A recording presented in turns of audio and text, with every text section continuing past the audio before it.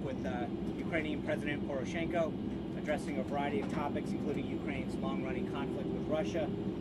They also discussed plans for an in-person meeting in the future. On Sunday, the president had a call with NATO Secretary General Stoltenberg, where he reiterated the United States' interest in NATO. The two leaders agreed to continue close coordination and cooperation to discuss the full range of security issues facing NATO and its member countries. Following that call, the president spoke with New Zealand Prime Minister English, affirming the close relationship between the two countries and our appreciation for New Zealand's significant contributions to international peace. You guys, as you saw this afternoon, the president had an opportunity to visit with leaders of both Southcom and CENTCOM to get an update on the issues facing our military and the hotspots around the world, the challenges we face, and the actions that our brave men and women around the globe are taking to help keep this country safe. The president obviously had a chance to sit down with enlisted members of our military after that, hear from them their concerns and issues, and most importantly, thank them for their service to our nation.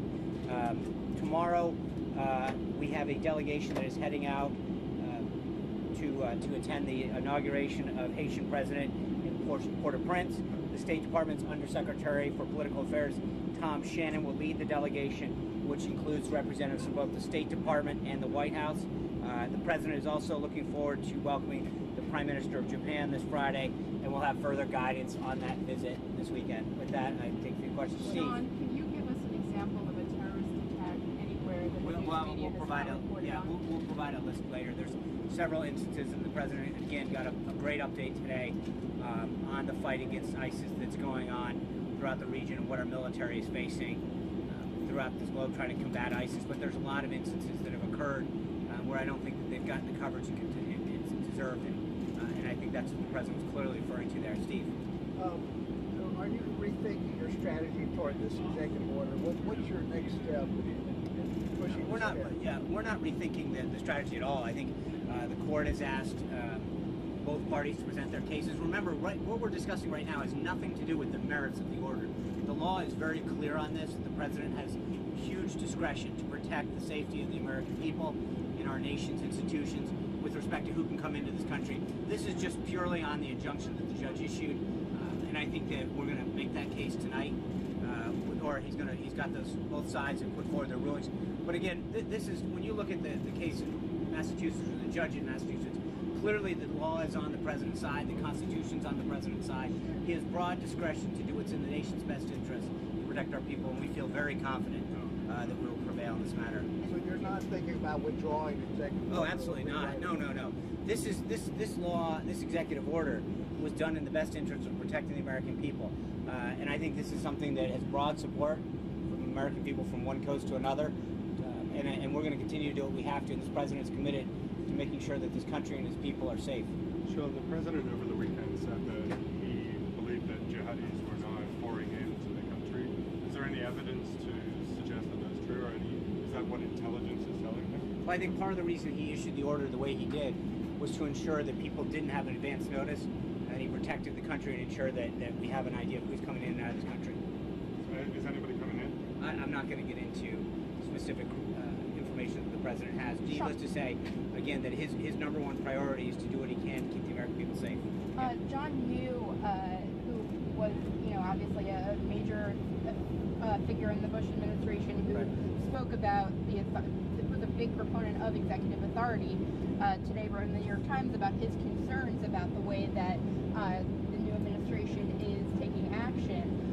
What do you say to him? Well, again, I think if you look at Secretary Kelly's comments from last week, this was an action that was fully coordinated through departments to make sure that everyone understood what we were going to do, to make sure it was compliant, that it was in the best interest of keeping America safe.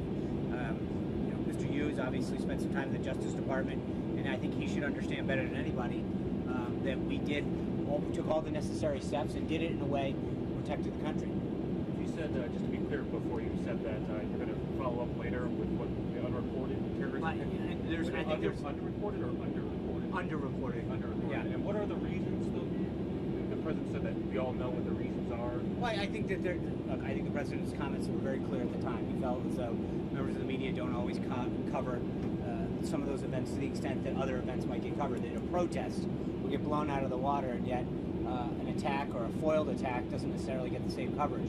He's doing what he can to protect this nation, and protect our people, and that's why I think sometimes the polls don't reflect what you see on the media. You see a wide degree of support for the president's policies to protect this country, to create jobs, to grow the economy, and yet a lot of those stories and successes that he's had in a mere 2.5 weeks in office aren't exactly covered to the degree to which they should be. So he thinks that these terror attacks are underreported to make him look bad? No, that's not what he said at all. I think his statement was very clear on that. Yeah. Do you How are you have gonna put this down, a John? plan to reinstate extreme vetting? What? Of extreme vetting of refugees? Is there a plan to reinstate it? To reinstate it? Reinstate, yeah. After the Well, obviously, if we win, once we win the case, Right. it'll go right back into action. Okay. We're complying with the court. Okay.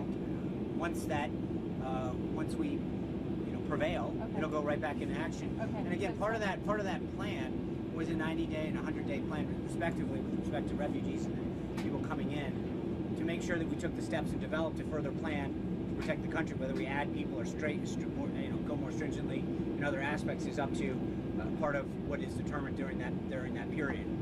Sean, can you elaborate a little bit on what the president said to Bill O'Reilly about the irregular voter registration list and what Vice President Pence is going to be doing on that? But I think he's very clear that he has named Vice President Pence to lead a task force that will look into this. But obviously, when you see so many people that have registered in 2 states, that presents a problem. There are people that have registered in 2 states, have been died, have been still on the rolls. I think we need to look into this to make sure that we're protecting the integrity of the vote, that one person's vote should count the same as the next. And any attempt to undermine that really undermines anyone else's vote right now. That's the problem, is that we need to make sure that when somebody votes, that we have the highest degree of integrity of that county.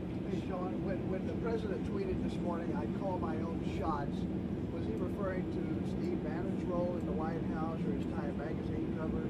What was he referring to? There was nothing specific, but I think the president, there's been a lot of attempts to discuss how this works. The president's, from day one, back through the campaign, and frankly, as his time as a successful businessman, always called the shots. He's the decider. He's the one who develops the policy. He's the one who makes the decisions.